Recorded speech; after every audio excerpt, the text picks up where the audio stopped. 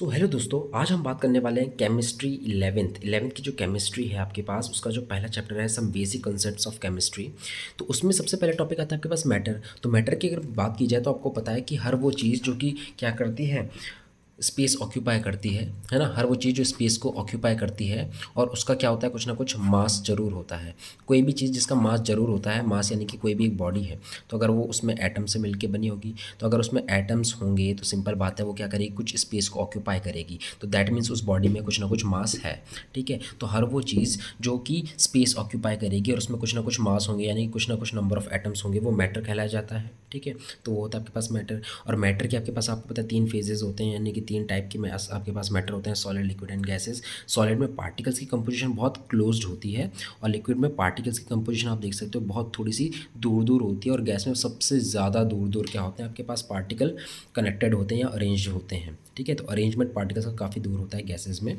And फिर अगर आप बात करी जाए मैटर की केमिकल क्लासिफिकेशन में, तो काफ़ी सारे आते हैं आपके पास, जैसे कि एलिमेंट्स आते हैं फर्स्ट। ठीक है, तो आप देख सकते हैं एलिमेंट की डेफिनेशन बता रखी है। It is defined as a pure substance which can neither be decomposed और not build from simple substances by any physical chemical method. तो यानी एलिमेंट्स हमारे पास ऐसे सब्सटेंसेस होते हैं जिनको आप फिजिकल और केमिकल मेथड से दोबारा नहीं प्रोड्यूस कर सकते हो। जैसे एग्जांपल हो जाएगा आपके पास गोल्ड, है ना। जैसे गोल्ड है, इसको आप हम फिजिकली केमिकली नहीं बना सकते हैं। ठीक है, तो यानी कि आपके पास ये एक तरीके से प्योर सब्सटेंस, एक तरीके से प्योर है। तो जो गोल्ड के एटम्स होंगे, गोल्ड के एटम्स को भी हम दोबारा से नहीं बना सकते हैं। तो दैट मीन्स ये आपके पास एलिमेंट्स कहलाते हैं। ठीक है, अच्छा, इसके नेक्स्ट टॉपिक पे चलते हैं। तो फिर आते हैं आपके पास जो एलिमेंट्स है उसके एग्जांपल अगर हम बात करें, जितने भी मेटल्स हो जाएंगे हमारे पास, ठीक है, चाहे वो कॉपर हो, सिल्वर हो, है ना, आपके पास एल्यूमिनियम, आयरन हो, सारे के सारे एलिमेंट के एग्जांपल होंगे। ठीक है, फिर आता है कंपाउंड। जैसे कि आप क्लासिफिकेशन में देखोगे मैटर के क्या क्या होते हैं आपके पास, प्योर सब्सटेंसेस, मिक्सचर हो जाते हैं। ऐसे प्योर सब्सटेंसेस के भी एलिमेंट एंड कंपाउंड्स होते हैं। तो हम मैटर में पहले प्योर सब्सटेंस की क्लासिफिकेशन पढ़ रहे हैं, तो एलिमेंट जान लिया, अब जानते हैं कंपाउंड्स। कंपाउंड्स क्या होते हैं कि जब दो या दो से ज़्यादा एलिमेंट्स आपस में कंबाइन करते हैं, रिएक्ट करते हैं, तो हमारे पास कंपाउंड को फॉर्म करते हैं। ठीक है, एग्जांपल में हो जाएगा आपके पास, जैसे कि हम बात करें HCl की, तो HCl एक कंपाउंड है जो कि आपके पास हाइड्रोजन H2 एंड Cl2 से मिलकर बनता है। तो आप हाइड्रोजन और Cl2 को जब क्या करते हो, कंबाइन करते हो, तो तब जाके आपके पास HCl बनता है। तो that means HCl is a compound. ठीक है, अच्छा, तो HCl में जो प्रॉपर्टीज़ होंगी वो हाइड्रोजन की भी होंगी और कुछ क्लोरीन की प्रॉपर्टीज़ भी होंगी, बिकॉज वो हाइड्रोजन और क्लोरीन से मिलकर बना है। तो ये होता है हमारे पास कंपाउंड्स। तो काफ़ी सारे इसके एग्जाम्पल हो सकते हैं। एंड देन मैटर का जो दूसरा पार्ट आता है वो है मिक्सचर। तो मिक्सचर्स क्या होते हैं, ठीक है। अच्छा, आपके पास जब दो या दो से ज़्यादा प्योर सब्सटेंसेस को कंबाइन करते हो ना, तो मिक्सचर कम क्या होते हैं, मिक्सचर फॉर्म होते हैं। ठीक है, और मिक्सचर भी आपके पास दो तरीके के होते हैं। कौन कौन से, होमोजीनियस एंड हेटेरोजीनियस। होमोजीनियस की बात करें, होमोजीनियस मिक्सचर क्या होता है, ठीक है, यानी कि ऐसा मिक्सचर जिसमें कि जो कंपोनेंट्स होते हैं वो कम्प्लीटली आपस में मिक्स हो जाएँ, तो उन्हें हम होमोजीनियस मिक्सचर कहते हैं। जैसे कि अगर बात करें, हम एग्जांपल लेते हैं सॉल्ट का।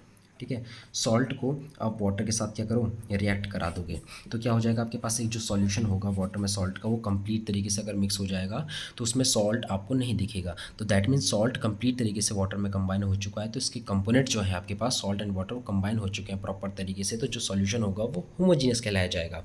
और हेट्रोजीनियस सॉल्यूशन क्या होते हैं, जिनमें जो कंपोनेंट्स हैं वो कंप्लीट तरीके से कंबाइन नहीं होते हैं। जैसे कि अगर मैं सैंड को वाटर में रिएक्ट कराऊँ, तो सैंड जो है वाटर में कंप्लीट तरीके से रिएक्ट नहीं करेगा, जबकि नीचे से सेटल डाउन हो जाएगा और हम इजीली सैंड को देख सकते हैं। तो दैट मीन्स कंपोनेंट आपस में कंप्लीटली मिक्स नहीं हुए हैं।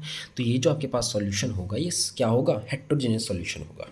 ठीक है बड़ा सिंपल सा। तो कोई कॉन्सेप्ट इसमें ज़्यादा डिफिकल्ट नहीं होता है, कोई भी चीज़ होती है अपने वर्ड्स में से आप लिख सकते हो, खाली आपको बस दिमाग में आना चाहिए। ठीक है, आप यहाँ पे आप देख सकते हैं इसका डिफरेंस कर रखा है कंपाउंड्स का और मिक्सचर का। ठीक है, तो जो कंपाउंड्स में जो एलिमेंट्स होते हैं, आप सबसे पहले आप बता सकते हो कंपाउंड्स एलिमेंट्स से मिलकर बनता है, और जो एलिमेंट्स की कंपोजिशन होती है वो फिक्स्ड रेशियो में होती है। जैसे कि फिक्स्ड रेशियो यानी कि अगर आप HCl है, तो एच में आपको पता है यहाँ पे हाइड्रोजन का एटम एक है, क्लोरीन का एक एटम है। ऐसा तो नहीं है कि हाइड्रोजन के 1.5 एटम्स है, ऐसा तो नहीं है, या 1.2 एटम्स है, कुछ ऐसा नहीं है, फिक्स्ड रेशियो है। ठीक है, अच्छा, और मिक्सचर में क्या होता है कि रेशियो कुछ भी हो सकता है। जैसे कि मान लो आपने सॉल्ट और वाटर का मिक्सचर किया, तो सॉल्ट और वाटर के मिक्सचर में सॉल्ट की अमाउंट 19.5 ग्राम भी हो सकती है, वाटर की 19.5 ग्राम या 95.18 ग्राम, कुछ कुछ भी हो सकती है ना। तो फिक्स्ड रेशो नहीं होता है मिक्सचर में, ठीक।